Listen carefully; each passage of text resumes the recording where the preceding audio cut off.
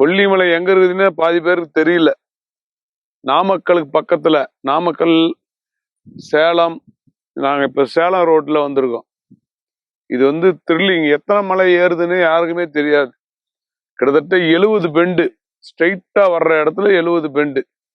ஆனா ஒவ்வொருத்தரும் பயந்து பயந்துதான் வண்டி ஓட்டுறாங்க. இங்க இருக்கக்கூடிய மக்கள் நல்ல எக்ஸ்பீரியன்ஸ் இருக்கிறவங்க மட்டும்தான் இந்த இடத்துல டிராவல் பண்ண முடியும், ஓட்ட முடியும். அதனால அது பாருங்க, ஸ்னோ, அது புகை வந்துட்டே இருக்கும். உங்களை தெய்வம் கரெக்டா கொண்டு போய் விட்டுதுன்னா ஒரு சுவாரஸ்யம்.